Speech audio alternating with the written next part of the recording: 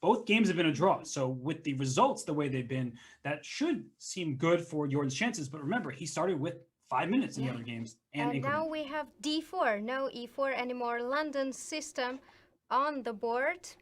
Yes, And he and should play pretty quickly not to lose the time advantage, as we know that players are getting an increment only on move 60.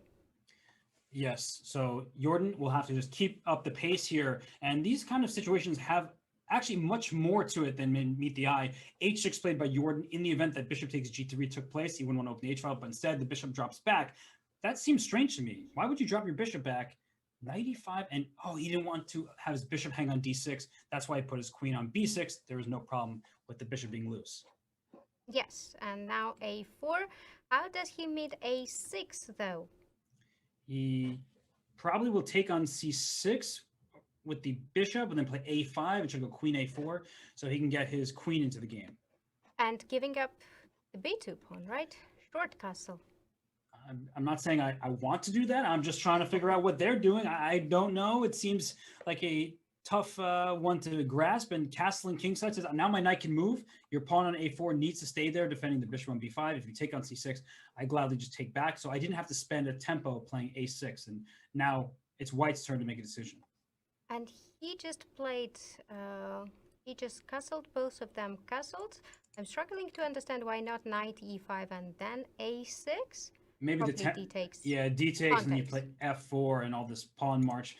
It just becomes worrisome, especially when you're down on the clock. He did take on c6, so I would be worried about this pawn long term. Takes on c5, undoubling the pawns, but you can play b4, you can play a5, and you can just start taking over some of the squares on the queen side. Yeah. a4, a5, knight comes to b3, and d4. The problem for black here is the c8 bishop. Black desperately needs the breakthrough on the queen side. That bishop is bad. That's a really bad piece, but I like the move that was just played with the knight going to d7 because now you can play for c5 or e5. But look at this, knight b3. No pawn pushes for you. Anish is taking over in this game. But is it c5 still possible? It is possible, but then white can just take with the minor pieces twice, and then a pawn lands in c5, and that pawn can't be recaptured because that bishop on g3 will go ahead and defend it. So opposite color bishops, no fun to play that position. Yeah. Queen b5, knight d4, queen b7, rook b1, not allowing c5. Now e5 is controlled as well. I like Anish's chances. I like Anish's position. So I'm just going to be quiet, and I don't want to jinx it. No, but knight of 6 is a very good move by Jordan. He's trying to bring his pieces forward. Knight e4 will hit the bishop on g3, but also this pawn on c3 is a target. So if that knight can leap forward into the position, now all of a sudden there are things that white needs to worry about, and I see some possibilities for force. So he plays knight c5, allowing the capture. Jordan hovers and does capture it, but that b file, you liked rook b1, Sopico. I think you're going to like the rook on b6. Yes, I would love rook on b6. I like my bishop on g3 as well. I just need one move, f3, not to allow knight e4 in the game. Or maybe I can put bishop d6 first and then f3. Something like that looks good. And Anish is well ahead of the clock. He started with an extra minute. He still has way more time. He's doing the right thing by thinking at this moment because it could be winning in a few moves if he plays accurately. And what are those moves, Robert? Tell me. What are those moves? I would like to play rook to b6. That looks very strong. Allowing knight e4? Yeah, that's the one thing because that knight hits all of these pawns in the position. So knight e4 is the jump. We know that's going to take place. But if you can quickly win the c6 pawn, for example, with rook takes c6, it may be worth it to allow the knight in. But what about f3? How do you stop rook b6? F3 is so prophylactic and just strong, taking away the e4 square, and you're getting that rook in, like you said, and that's probably the best move. Anish is taking his time down to 2 minutes, 18 seconds. Rook b6. He goes for rook b6. He doesn't go f3. He allows knight e4 and takes on c6. This is knight c3. The pawn, not that Wait, important. knight g3, e5 is not there? Oh, No, okay. there's always rook d6. That rook can slide over to attack the queen, and the pawn on c5 is so useful there. So he takes in c3, and you should be a bit careful if you are Anish, because knight b5 is an idea to try to remove the defender of the rook on c6, but then the rook can just move out the way, and it's still looking very good for white. Yeah, knight b5 still can be played, but then rook b6, right? Yes, knight b5, rook to b6. I'm happy to trade knights. Opposite colored bishops, but your bishop on c8 is a big pawn, staring into a queen, staring into another pawn. It's not helping the position out very much. And knight b5 was played, but here comes rook to b6. You take on d4, I take with the pawn. No, knight a3, that knight's taking a trek to the c4 square. Look at that. Knight went to d7 to f6 to e4 to c3 to b5 to a3, and finally it's coming to c4. And when it gets to c4, it attacks the rook, it attacks the a5 pawn. It's doing really the lion's share of the work. e5 as well. I'm getting more and more nervous. What's happening if I move my queen? Where should I move? Knight c4, e5. I don't know.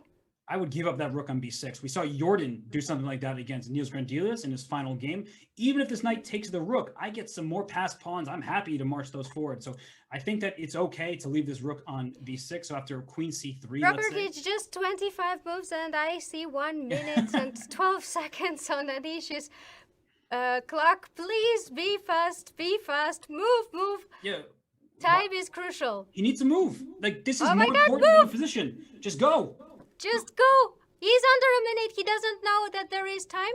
Okay. c6. He goes for c6. Wow, that's a huge decision. And if knight takes c2, he plans to take the queen on d7. So both queens can be captured right now. And it's a really big moment, because if knight c2, pawn d7, and knight takes d4, take here, I get a queen. And he takes on there's d7. 92 check. There's 92 check at the end of this. So you give up the queen for the moment. You go 92, and then you take back. Such a miss. A miss. Yes, and this happens all the time in Blitz, where you spend too much time and you make the wrong move. And now all of a sudden, Jorden is a pawn ahead with more time to clock. All he needs is to draw. Unfortunately for Anish Giri, that is a situation where I think it's out of hand already. He doesn't have enough time. Yes, it is. And he is under 40 seconds, moving very fast. But unfortunately for Anish, this game, he needs to win it. I don't see a way. It's just opposite colored bishop.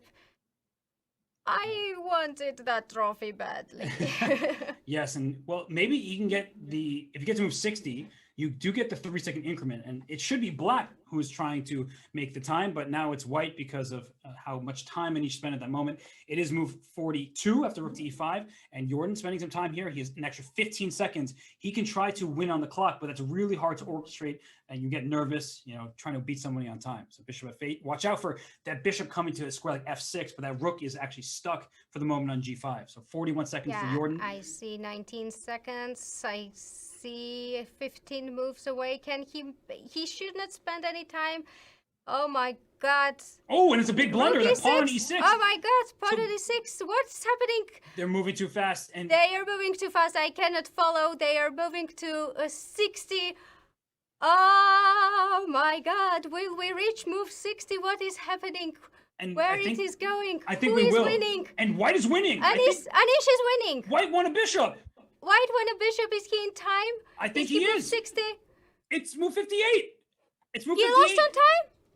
Oh my gosh, he lost on time on move 58. And he was almost there. Jesus Christ, he lost on time. Oh my gosh.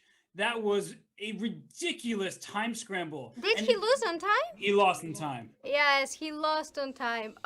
Such a drama. Wow. We have the winner of the tournament, and it is Jorden van Foreest winning the dramatic Armageddon in a lost position. Oh, Jesus Christ.